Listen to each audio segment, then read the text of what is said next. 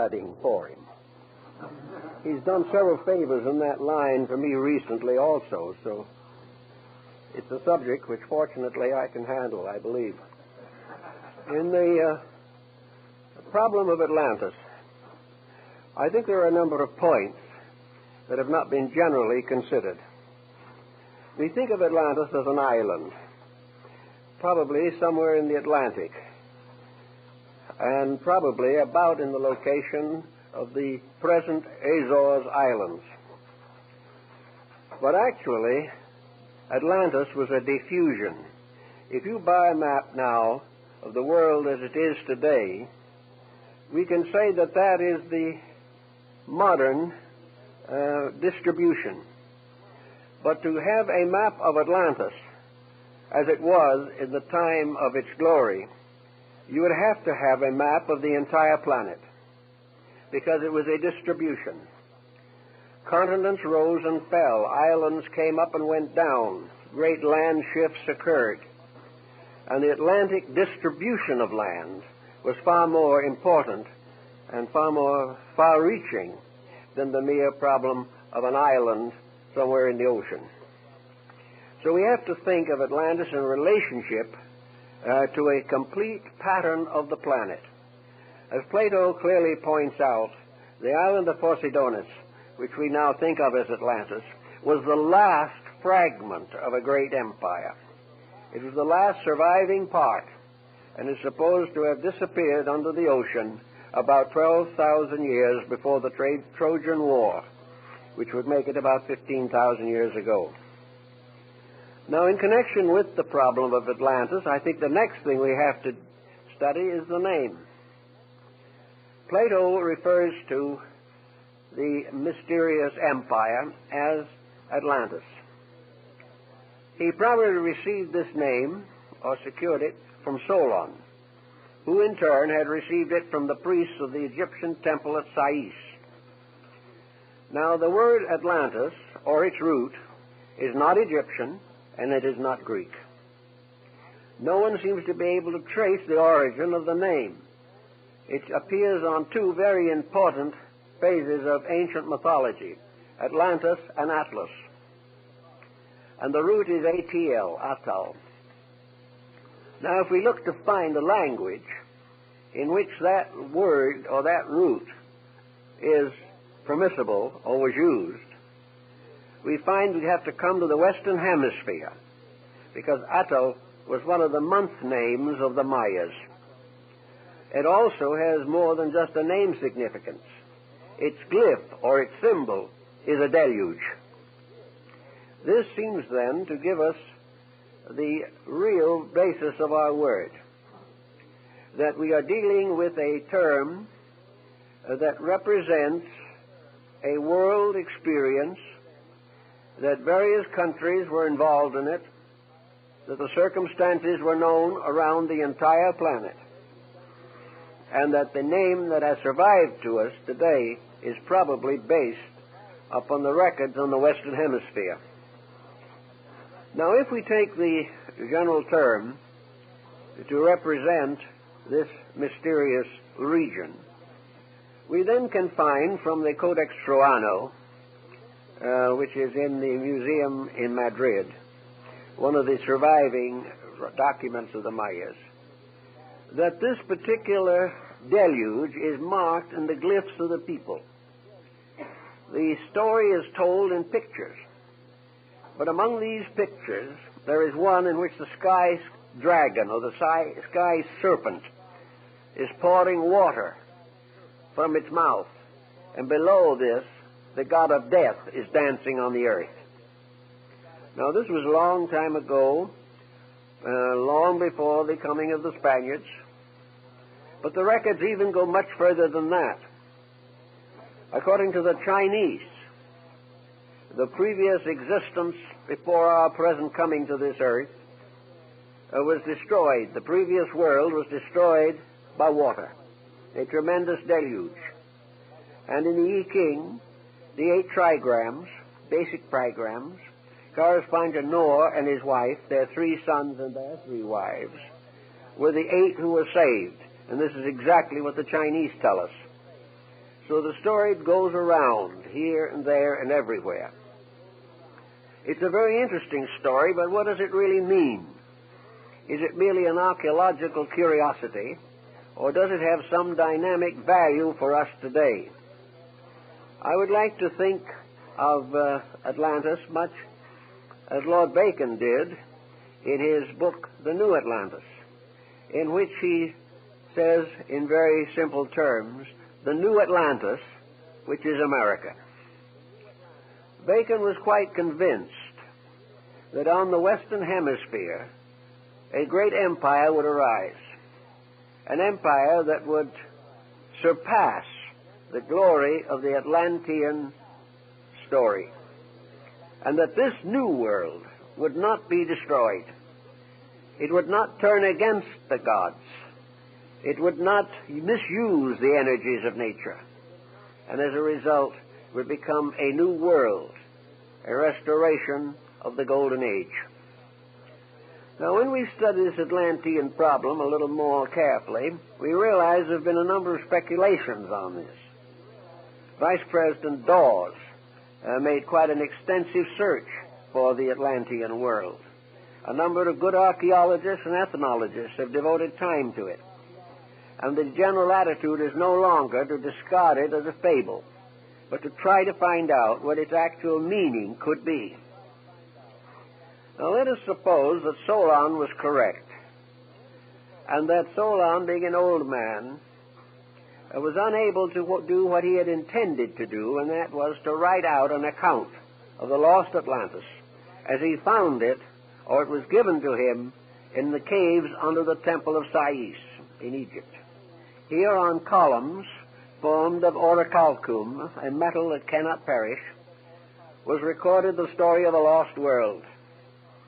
These two tablets are sometimes referred to as the Tables of Enoch, and we find a great deal of mystical lore surrounding this story. In any event, Solon, being very old and unable to carry on the work, passed the legend on to one of his descendants who was a student of Plato's. And this student, in turn, told Plato, who took the story, to use it as a great symbolical account of the descent of man.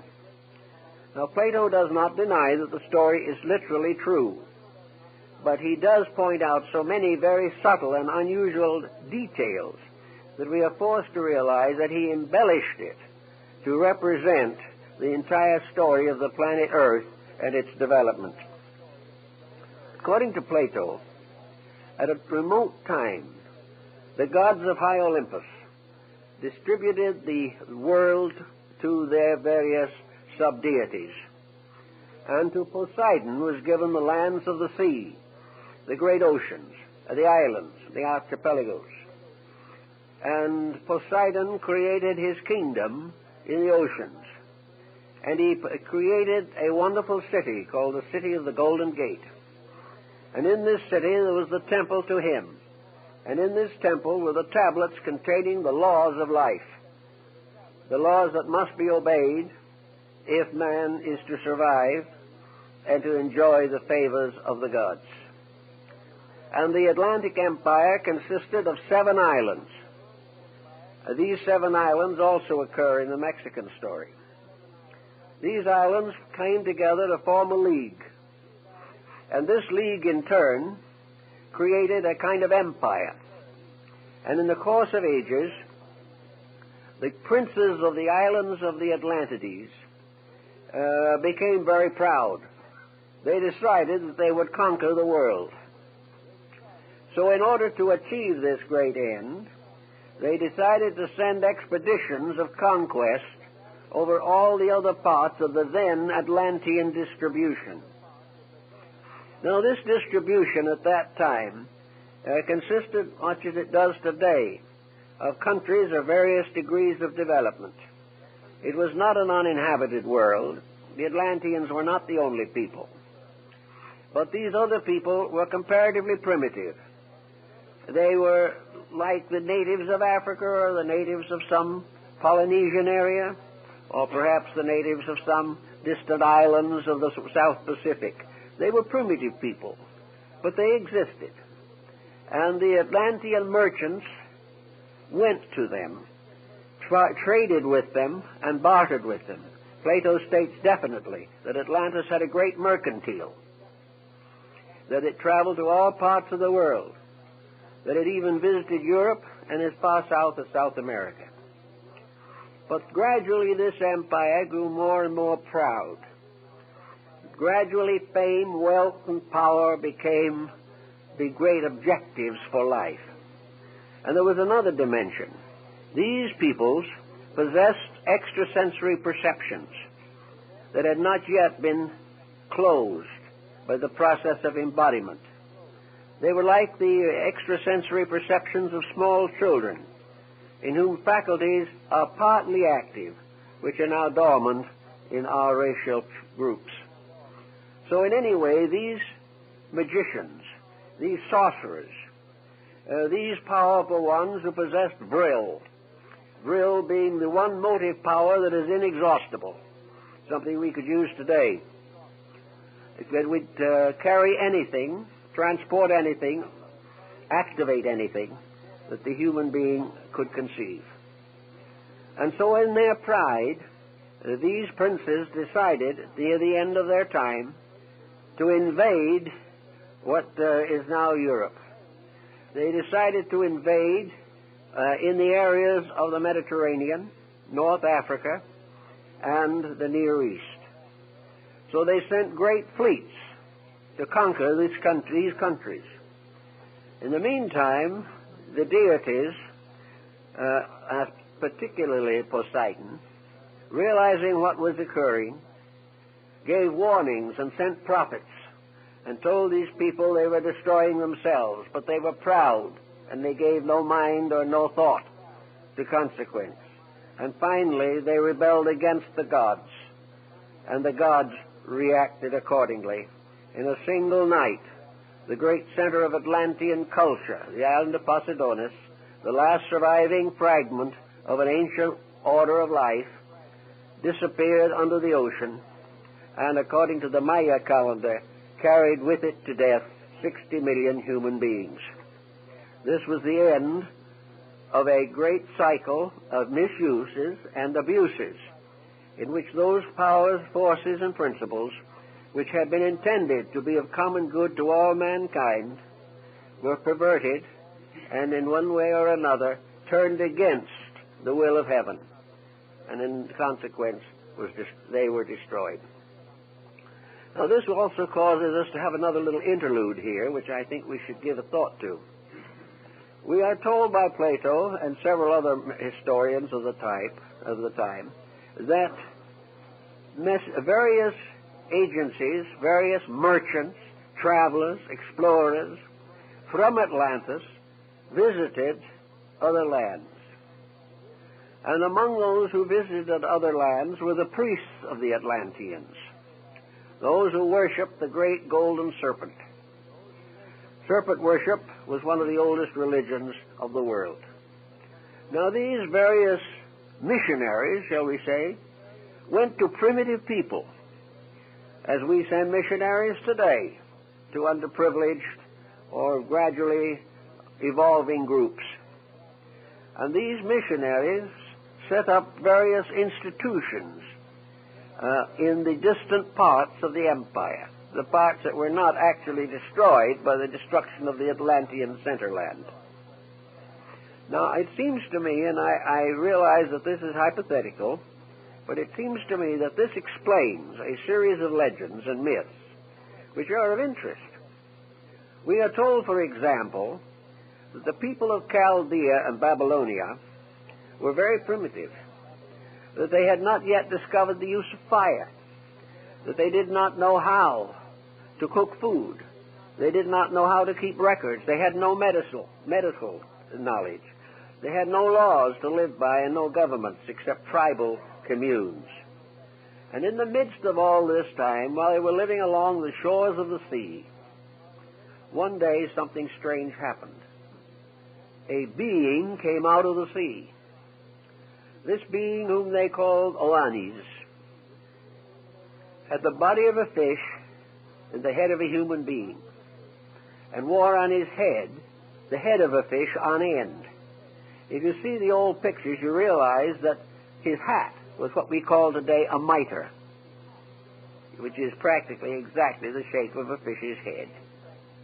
And this man who came out of the sea had scales. Now, scales could very well represent armor. He carried symbols with him, and he was a good man. And he came to these people, and he taught them. He gave them a written language. He gave them the knowledge of agriculture. He taught them astronomy and the mystery of the stars. He helped them to build a permanent government, introduced them into the mysteries of architecture and the building of cities.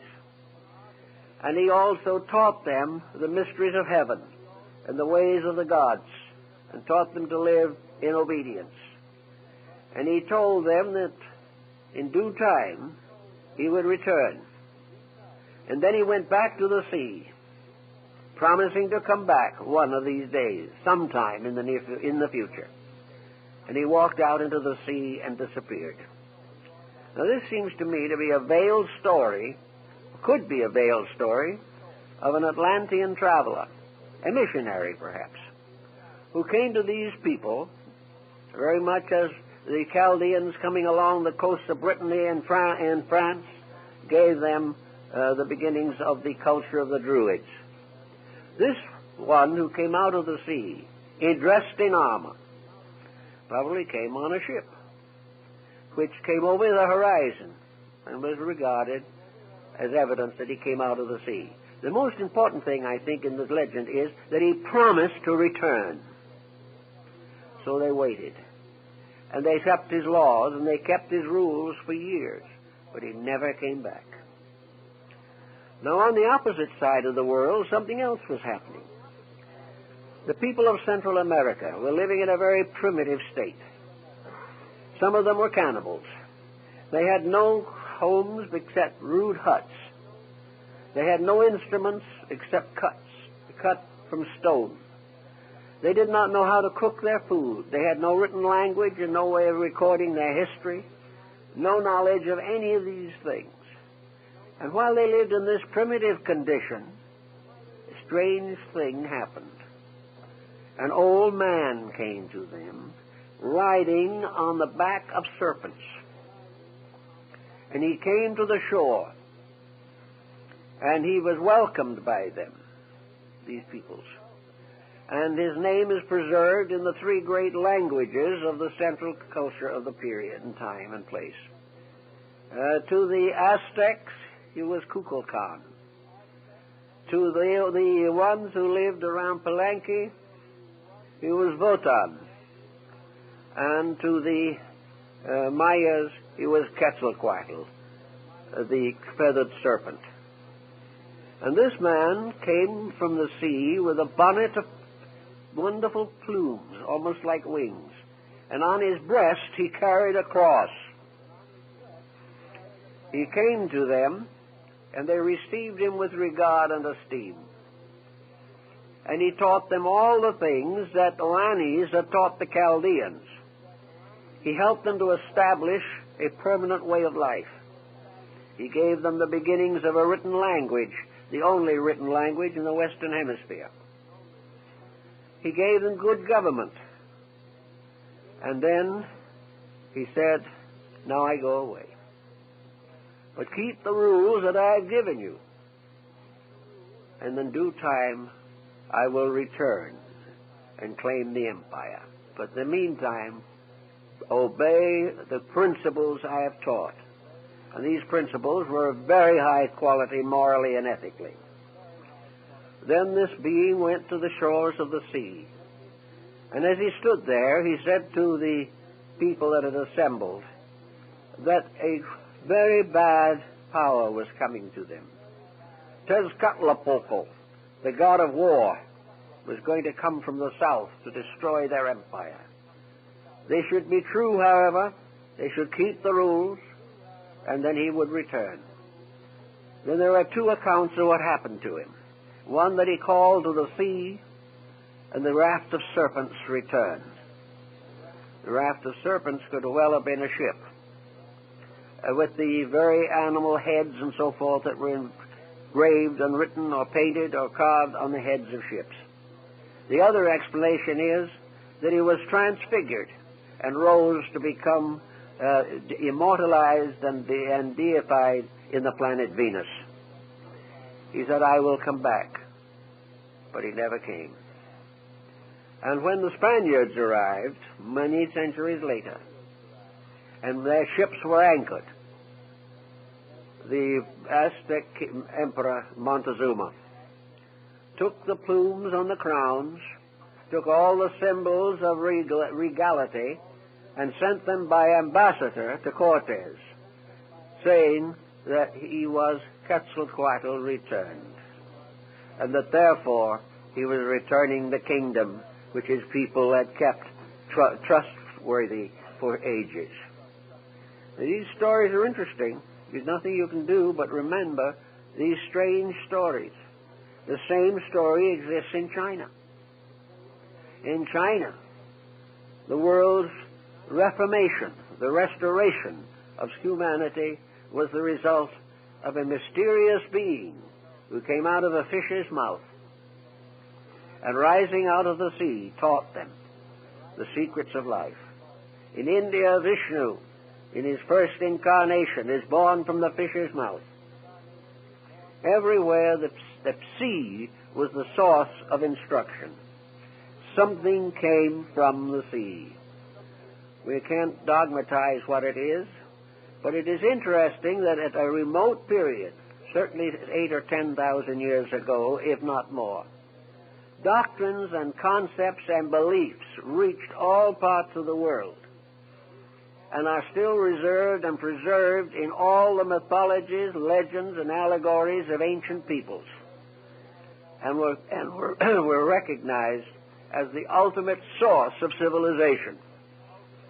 Now, if these were missionaries, travelers, philanthropists from the Atlantean Empire, they might have wished to come back. They might have said that they would, or that others would follow. And then came the deluge. The center of the great wheel was destroyed. No one could come back. Little by little, these peoples in different areas modified their beliefs. Interracial minglings brought about complications of stories concerning the descent of knowledge.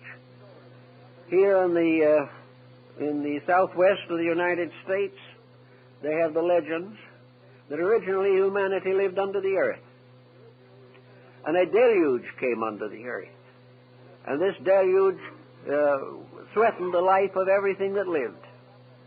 So humanity crawled up or climbed up to this upper world upon cornstalks and began to populate the earth, and the point where they came out of the earth is still sacred to the Navajo and the Hopi. Years ago, I had the privilege of bringing to California temporarily as my guest one of the last of the great sand painters of the Navajo, Faustin Claw. A few weeks ago, when I was in Sedona, in Arizona, I mentioned Claw, and everyone knew who he was. One of the greatest men of his time, an Indian, and a remarkable person. At that time, when he was up there, we had just published our large book, and I wanted him to see it. He spoke no English. He had no idea of what the book was about. So I turned to the plate of the Table of Hermes, just in passing along through the book. You'll find it if you have it. And the old Indian stopped right there. It was Chaldean. He didn't know what Chaldean was, never heard of it. But he told me through Huskanaswood, his interpreter, long, long ago, my people could read this. American Indian. Every once in a while, something like this happens, and no one knows why. But it all adds up to something that is very unusual and very interesting. I think if we follow all of the traditions that exist, we would summarize the highest terminal aspect of Atlantean culture as a very high culture, with scientific knowledge, with good map making, with many types of industry, arts, and sciences, accredited as having the first to domesticate the horse, with hospitals and clinics, and with various types of locomotion. And according to the old stories, the Atlanteans had the secret of flying through the air. We can doubt all these things. We don't know for certain. But we do know that there was on this planet at least 12, 15, 50,000 years ago, because the Atlantean diffusion and its empires probably lasted for better than 200,000 years before the final destruction of Poseidonis, that there was a great civilization. One of the Hindu scriptures says, referring to the earth, the Great Mother has shaken many civilizations from her back. And maybe Atlantis was one of them. Maybe Lemuria was another. Perhaps Hyperborea was another. But in any event, far back, there were forms of life and culture very different from what we have today, which destroyed themselves by the misuse of the spiritual powers of life. So now we come to another interesting episode. In the last few years, there's been a great deal of emphasis upon extraterrestrials visiting our planet. Books have been written to show that somebody from outer space, presumably, who came here long ago, produced all kinds of mysterious monuments, records, engravings, pictures, and carvings, are supposed to have had airplanes, all this type of thing, and it was said to have come somewhere from outer space. The outer space theory has certain difficulties involving it, which have not been completely solved and may not be solved. I don't know. It may all be true. But what we seemingly have overlooked is the possibility that these records that we now consider to arise from extraterrestrial sources could be the records of the great civilizations that were here before they destroyed themselves. That these people who are said to have come and brought all the secrets of life to these primitive peoples could have been the citizens of the great Atlantic Empire, the empire that was far higher and far more advanced in many ways even than we are today. Their civilization was different. They were not bound tremendously to an industrial program. They didn't need it, and we wouldn't need it if we developed the resources within ourselves. The idea that we have to run the planet the way we're running it now simply means that we do not recognize that within ourselves are the answers to the questions that we now find so difficult. That actually, if we use the interior potential we have, we would have no need of all the problems of depressions and all the mysteries of exploitation that we suffer from today. How would it be to imagine for a moment at least that these so-called visitors were actually the Atlanteans? There is a long story of their activities, whereas the story concerning extraterrestrials is rather dim and hard to put together. We base the extraterrestrial idea on one point alone, namely that something was brought here or came here at a time before it would seem possible that the human being could have developed or evolved these resources. Some believe that they brought with them electric batteries. Others believe that they wore space suits. Some say they came in space ships. But none of these things really exist to our minds except in the form of paintings and carvings and imageries of one kind or another. The main foundation of our belief is that something happened by which a culture came here or was here prior to our ability to trace its source. If we assume that there was a great source already here, it would simplify a number of matters and make it much easier to account for the travel of these mysterious visitors. Suppose these mysterious visitors were simply part of an advanced culture here. I think we have the same thing in problems today. There are still areas in this planet right now where it is very dangerous for strangers to go. There are still primitive peoples who have no idea whatsoever of civilization and have never heard of it. And in spite of the tremendous spread of our way of life, there are large areas which have not been touched, or so lightly as to mean very little. If in a more ancient time, most of the planet consisted of comparatively primitive peoples, and the last of the great Atlantean diffusion, Poseidonus, was an isolated island, separated by water from practically all other areas on Earth. Most people living in other parts of the planet would have no knowledge of it. Or if they had a knowledge, it would only be a legend.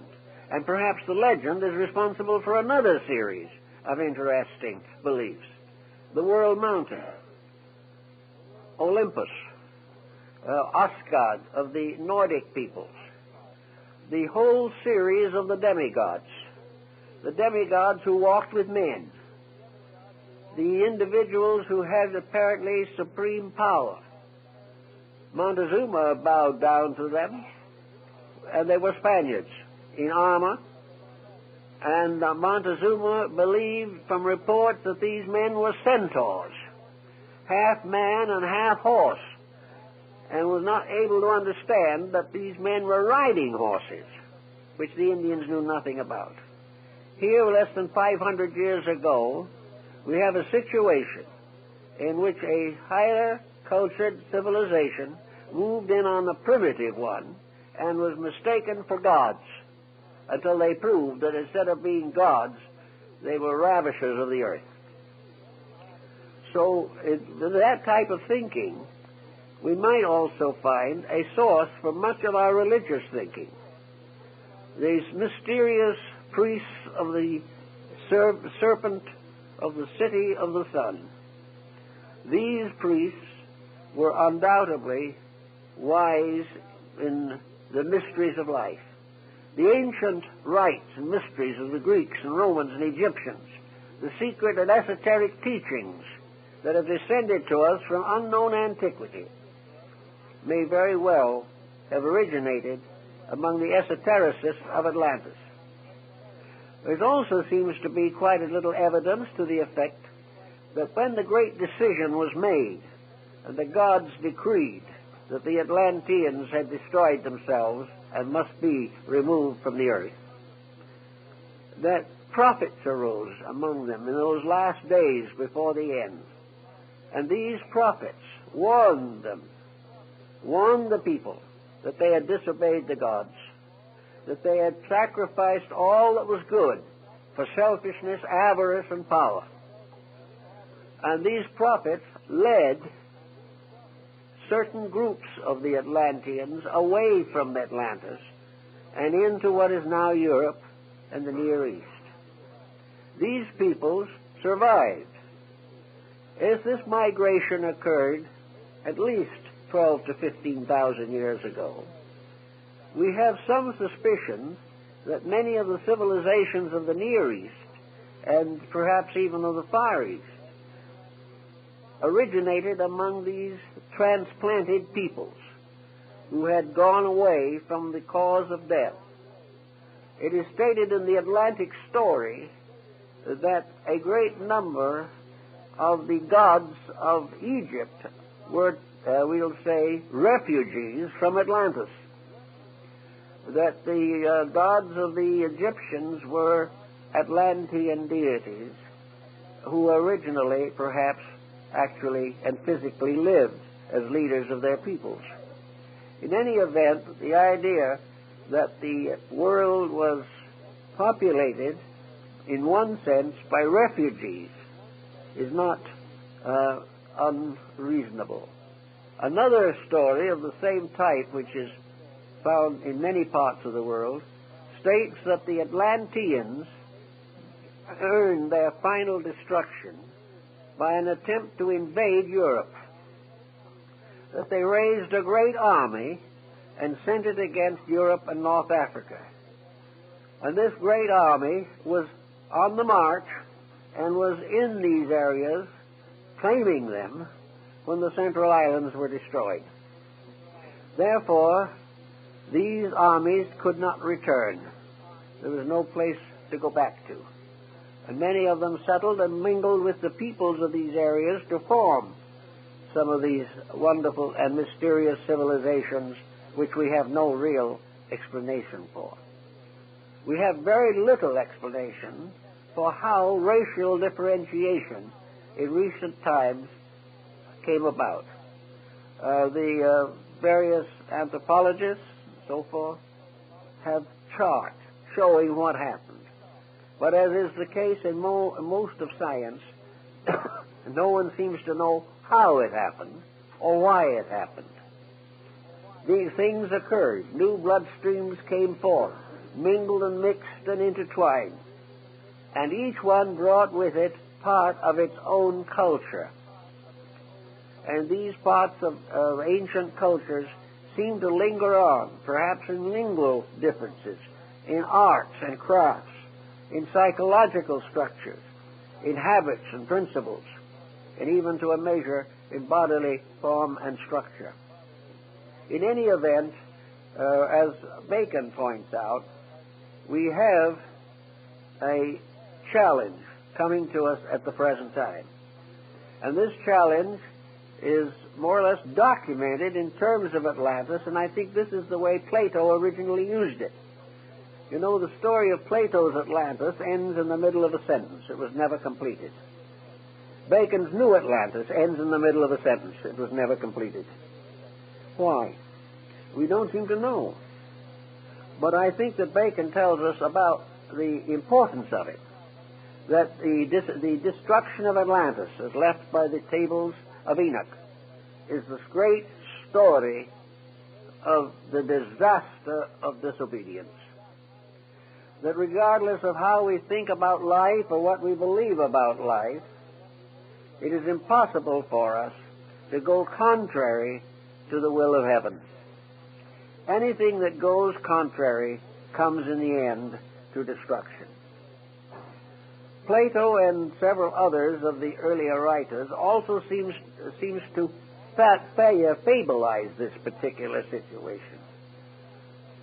Atlantis may be the submerged self in each of us. This is an interesting possible thought from a psychological standpoint. The psyche, it may be that part of our nature which alone bears witness to its ancient origin. If there is a record of disobedience and penalty, that record is probably primarily descending within the structure of the human being himself. It is something hidden in his own darkness.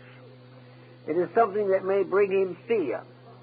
It may bring him conscience. It may warn him of the dangers of the abuse of power and energy.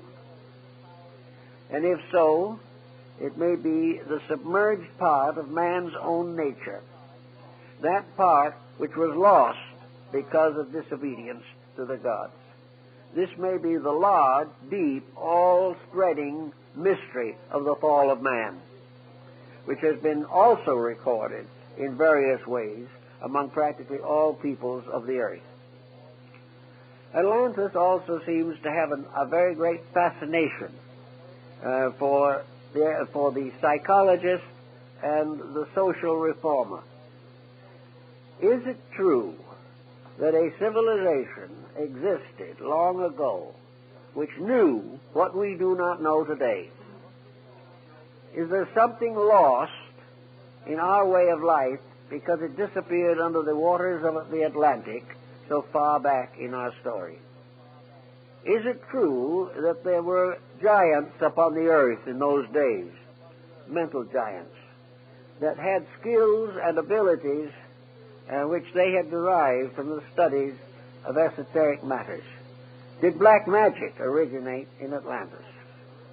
It probably did, according to the Platonic discussion, because it was in Atlantis that for the first time man disobeyed the gods. And from disobedience fell the angels. The entire story of human progress, so-called, is today very largely a record of disobedience. The individual has broken the rules of life. Some people, having broken the rules of life, try to study esoteric matters, hoping to find the secrets of some strange magic of long ago.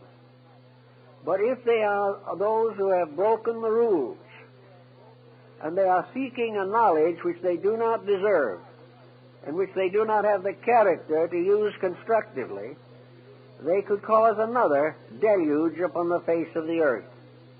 Therefore, every effort apparently has been made in ancient times to protect the secrets of essential knowledge. There are records of legends and accounts everywhere of secret teachings, esoteric schools. There are accounts of ways by which the human being can develop faculties and powers at present beyond his capacity. The scoffer says the whole thing is superstition, that there are no such forces, but that isn't proven by scoffing. It is only proving by testing. I remember years ago, when I was in India, I met an old gentleman whom I make the hero of a book called The Guru. This old gentleman was a guru. I was never a disciple of his or anything of that kind, but I did know him. And we've talked about many things relating to the Yoga, Vedanta, Tantra of India. These secret arts which are said to have been given to the world by the gods in ancient times. And in talking about it, you see, this old gentleman was sitting there very quietly on a little white square like a sheet in his room in a little stucco house in Calcutta. He was sitting there within about 11 feet of his own hair. So I said to him, I'm going back to the States, and as one of the holy men of India, have you a message you would like to have carried to the American people? And the old gentleman, sitting in the midst of his hair, where it joined his head it was pure white, at the outer ends it was black, looked me straight in the eye and said, yes, there is. Tell the American people to be practical. That sounds like a very strange thing to say under the conditions. Because if there ever was anything that ever looked impractical, it was what he was doing. So I carried that question a little further. And he explained to me, he said, I would like to make a recommendation. He says, send over to us 5 or 10 of your best equipped scientists, the ones who have the greatest knowledge that your academies and schools, universities, and institutions can produce. Leave them with us for 10 years, and they will reform Western wisdom. We have built it all on the outside, when in fact we have failed in the greatest mystery of all, the realization that within ourselves are the secrets we are searching for everywhere else. And also within ourselves are energy resources which cannot be exhausted, and that there can be and should be an over-science of life by means of which human beings could build a world that would endure, a world that would be worth living in for everyone who lives here. Now, the old masters of the magic of Atlantis lost all by perversion. They lost themselves and they lost their lives. They lost their world and their beautiful cities and their temples. Nothing remained because they failed. Now, at the moment, we can also remind again of the Atlantis of Bacon, namely what we have to do. He said, Bacon in the New Atlantis said that we might say the motto of the great Atlantean experiment was that man should learn to know all that is possible for man to know, and should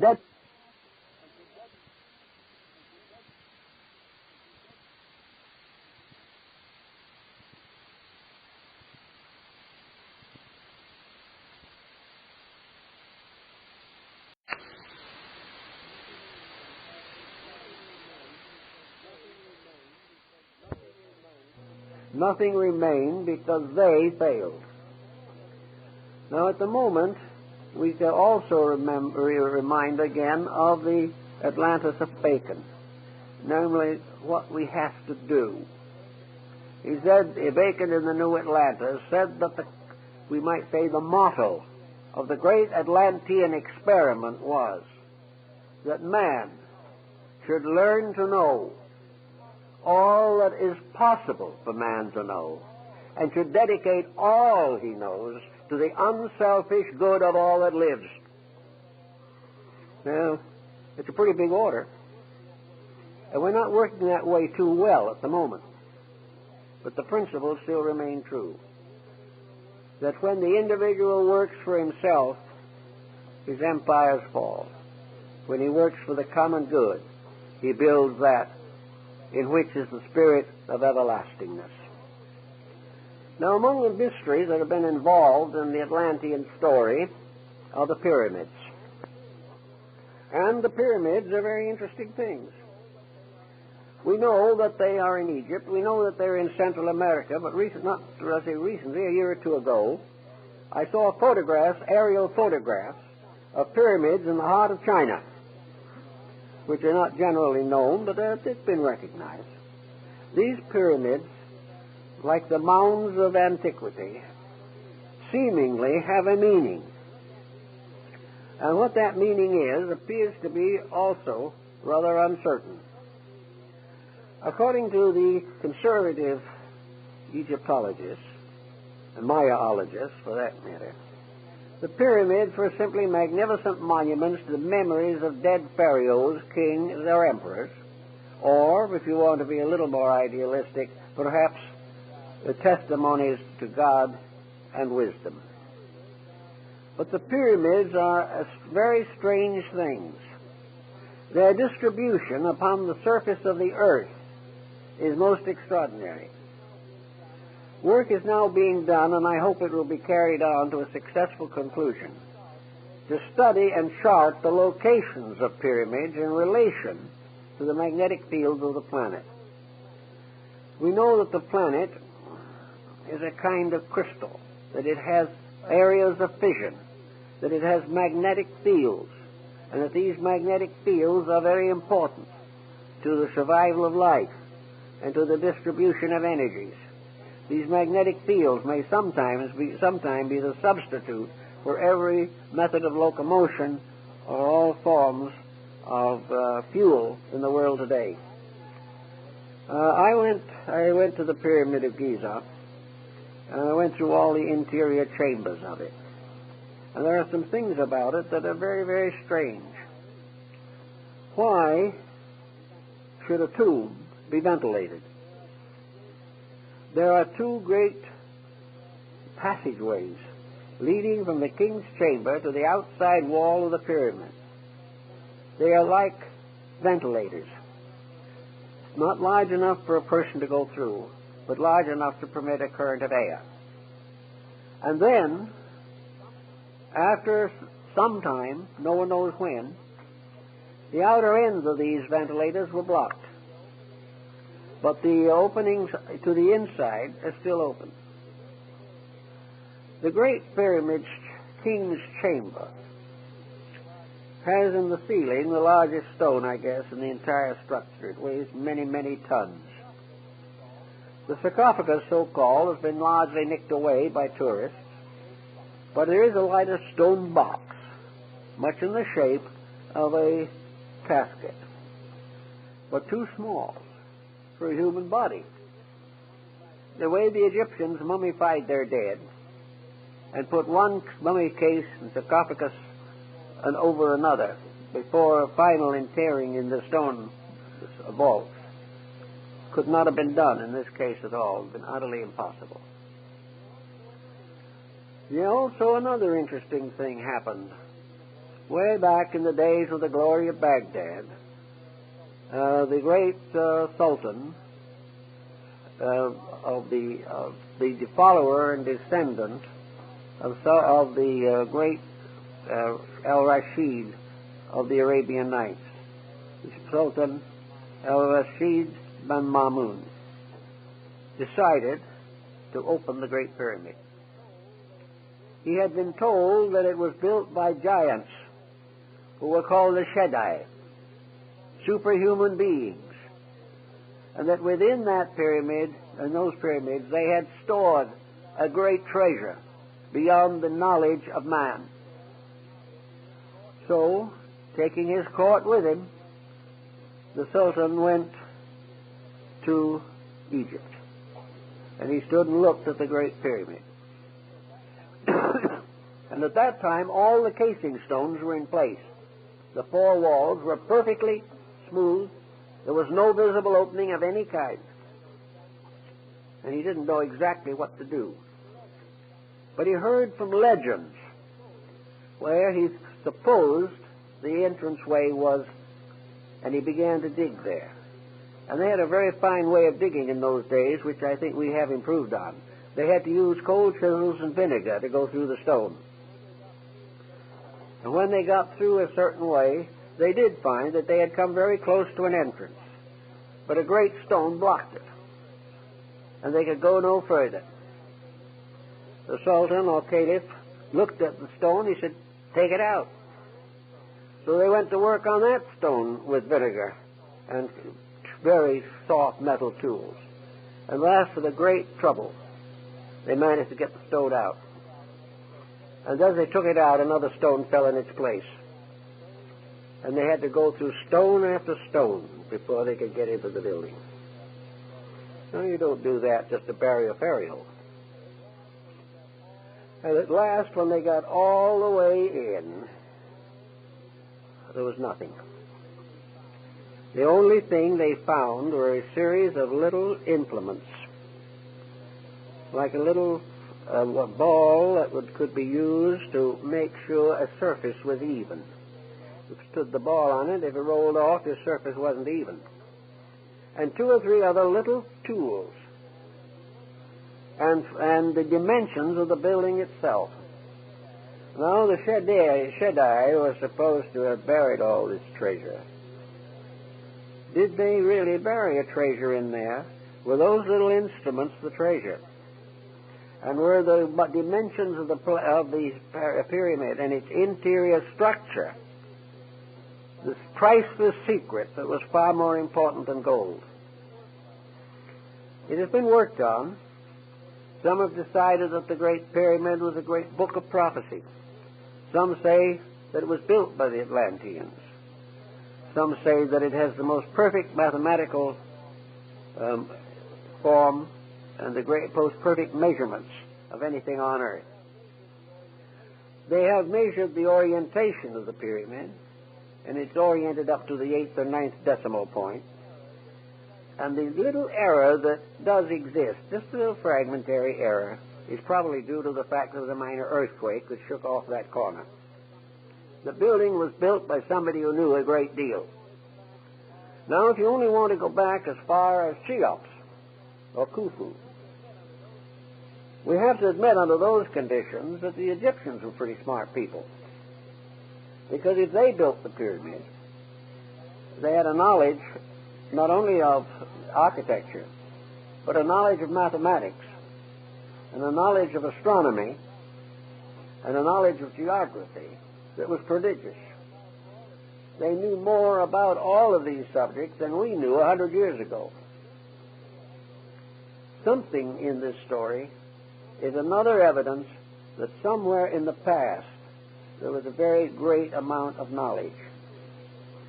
And if it was true, or is true, that the pyramid was oriented to the Star Vega, then the entire history of Egyptian philosophy and mathematics is set forth in that building. The Egyptians themselves, at a very early time, said that the Great Pyramid of Giza, Pyramid number 1, was originally the tomb of Hermes, and that in that building was the great key to the Hermetic philosophy, which was restored in Alexandria in the 1st century. Now Hermes, as the Hermetic tradition tells us, was the god of wisdom, a being known to the Greeks as Hermes, known to the Romans as Mercury, known to the Egyptians as Thoth, the god of writing. And the last poem, by the way, of Longfellow was an ode to Hermes, in which he said, Trismegistus, 3 times greatest, how thy name sublime has descended to this latest progeny of time. Hermes Trismegistus, the embodiment of all knowledge that is knowable of nature. Hermes was the symbol of cosmic mind, of absolute knowledge.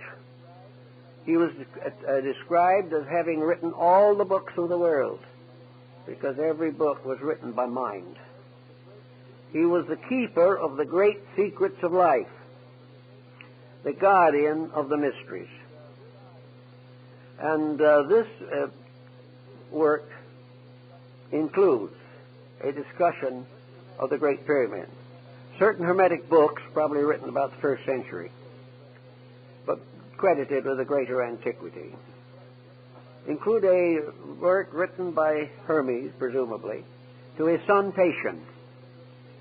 And he says in this book to his son, he says, the day shall come when Egypt shall be no more glorious, that nothing will remain of this great empire except broken columns half covered with the sand.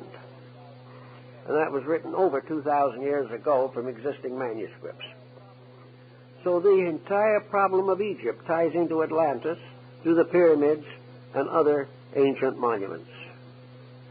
Let's see now what we could say about this pyramid in study of man at his present stage of his evolution. For some reason we're not very sure of, the pyramid is on the reverse of the seal, the Great Seal of the United States. No one knows exactly why it was put there. No one knows who put it there. The custodian of the Great Seal, back about the turn of the century, wrote a book on the story of the Great Seal of the United States. And he said the reverse of the seal, the front, of course, is the eagle. The reverse of the seal has never been cut, for the reason that it is nothing but the dull symbol of an esoteric society. Well, that esoteric society, of course, numbered among its followers Washington, Franklin, probably Jefferson. But in any event, the seal was not cut. Now, the soldiers of the Revolutionary War were paid their wages in what we would term feudatory notes. They were simply local printing paper with practically no value. Nearly everyone who financed the revolution went broke. But these little notes that were passed around, one of them has that pyramid on it before it was on the seal of the United States. And later it was moved onto the States paper. Now, when was the Great Seal cut? It has been cut. It was cut during the presidency of Franklin D. Roosevelt and has since been found on the reverse of our dollar bill. This seal is apparently the symbol of a monument which, according to the Bible, was set up in Egypt to bear testimony. it was quite possible, and people are beginning to work more and more on it, that the study of the pyramid is very, very important to the solution of our relationship to the ancient world. We like to think in our own way that we are just here to do as we please, that we can make the mistakes we like best, that there is no definite providence to guide us, that our ancestors are all dead, and that nothing was better than the Roman Empire. But we are not at all sure of some of these attitudes. And as our own problems increase, as they are increasing today, it becomes very obvious that we are not able to handle our own destinies at this time. We do not know where we are going. We have no idea of how we're going to get there. And about the only thing we can do at the present time is try to figure out how we can have more guns or bombs than somebody else as the basis of survival. Now, this doesn't really make very good sense. It is not the answer. There is a grand plan of life, a grand purpose.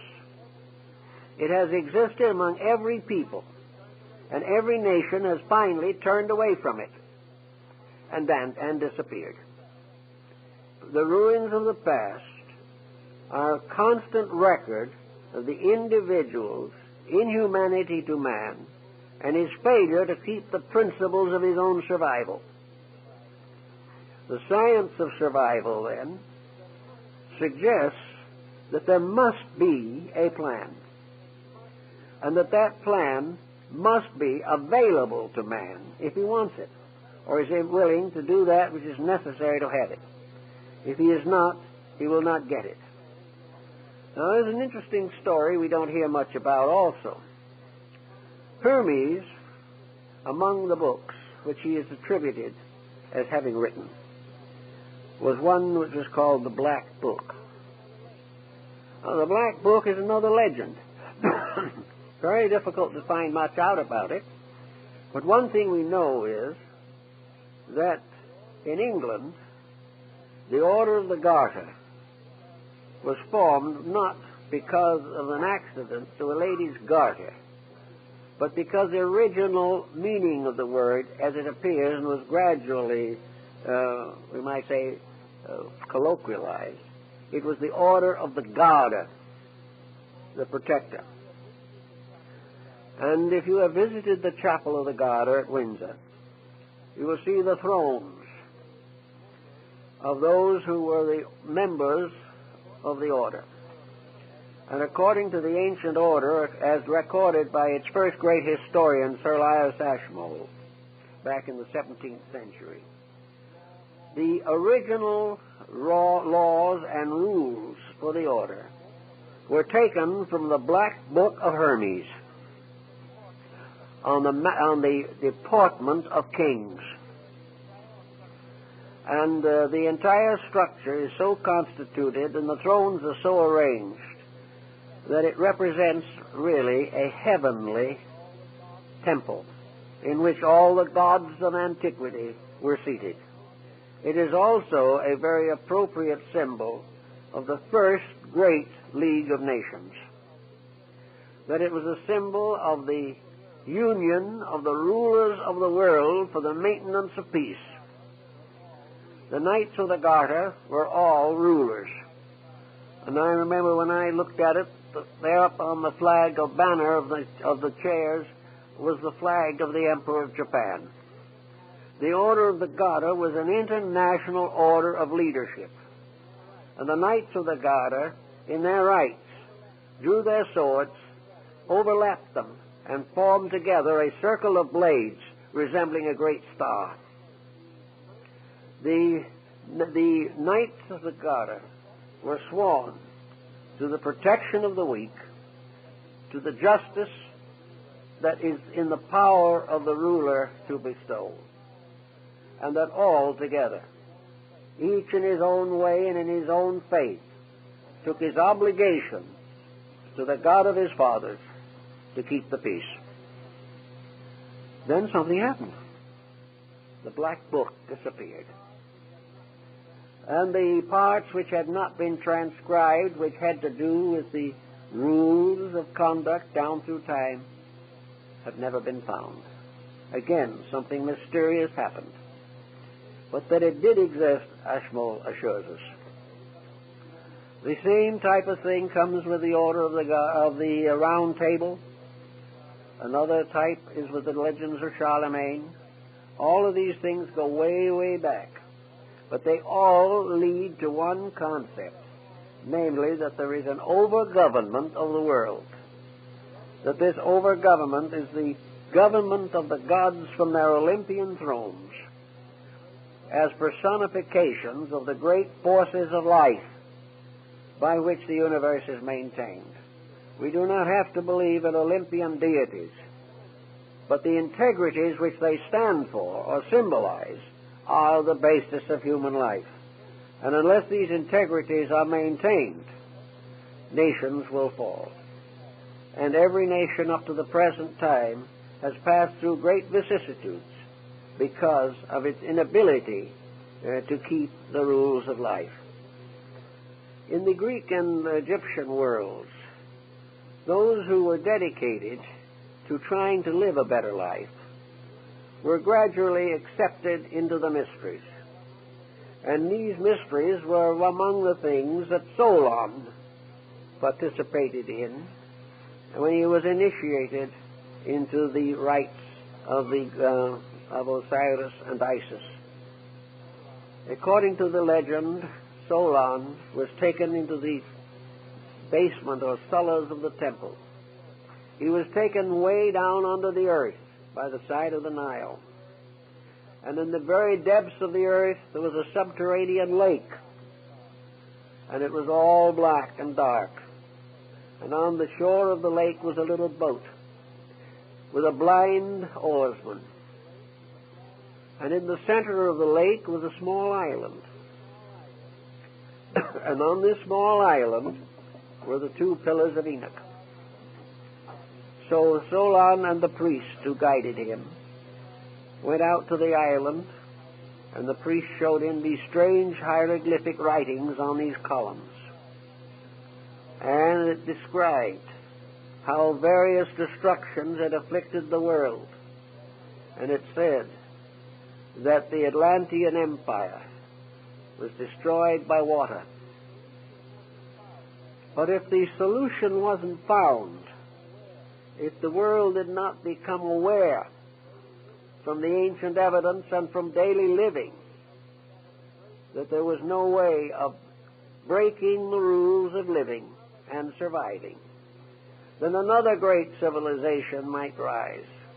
And if this one rose, and it was necessary to punish it, it would be punished by forces moving in the air. Solon took this back. Didn't know exactly what to do with it. But he realized that he had been in the presence of something very sacred. That the priests themselves believed this. And it was written on this column of indestructible metal that had been there before the dawn of time. Incidentally, there is a column in India that is much the same. It's at Delhi. It just looks like a pillar rising out of the ground, maybe 9 or 10 feet, maybe 8 or 9 inches in diameter, with a kind of a colophon on the top, and inscriptions in language that no one can read. No one has ever been able to read. It looks like iron. But during the Sepoy Rebellion, that column was hit by a number of solid shot, cannonballs. The cannonballs were broken into fragments, and there was not even a dent on the column. It is believed that this column also goes to the story of the orichalcum, of which the walls of Atlantis were built. Every way you trace around, you find interesting things to remind us of something. And I think what it's trying to tell us is that we are one step in a great project, a project that leads from the primitive to the ultimately enlightened. That all along the way, Just as human beings are young, grow old, and pass out of embodiment, generation after generation passes, so nations after nations come and go. The great thread of life is never broken, but there can never be an enduring culture until it keeps the rules. And these are the same rules that Plato tells us about, that Solon found, namely that we are surrounded by a tremendous field of energy. We are surrounded by the potentials we have no knowledge of. Space is full of the energies and life that we are trying to now find by artificial means. The human body is an incredible instrument, and its value has been largely destroyed by the fact that the owner of the body is unwilling to treat it properly. So nation after nation rises and goes down because it does not keep the rules. And this will continue until man, in one way or another, becomes aware of these rules. Now, the speculation about the Atlantic story, to my mind, should not be where was it and what was it, primarily. But the main question is to find out what the story means and what it means to us today, to make this idea practical. We learn from this story, for instance, that a great civilization can perish. We learn that great empires can fall. But what we haven't learned really is that these disasters are caused largely by the corruptions of the human being. That man himself is his own destroyer. And that he will be his own destroyer as long as he follows the ambitions of world domination, as long as he lives to conquer peoples, as long as he lives to accumulate an unreasonable wealth, where he is willing to compromise integrity for fame, where he is willing to live only for today and let tomorrow take care of itself. He should look back and see how the tomorrow of Atlantis took care of itself. The individual himself sickens and dies from his own corruptions. Nations do the same thing. But in every nation that perishes, something survives. And one of the things that survives is a knowledge which can be reorganized, reintegrated, and reformed. We have gained from the past many skills and many wonders, but these are not enough unless we ensoul them. We can gain any skill we want. As today we are working with computers. We can have all the computers we want, but then we'll be born and suffer and die just the same, unless we use these computers to solve the great problems of life. And having found that those answers can be discovered, live by them when they are found. All knowledge has as its final purpose that the individual shall overcome his own ignorance, and that society shall overcome its compound ignorance. And ignorance is nothing but the belief that we can break the rule and survive.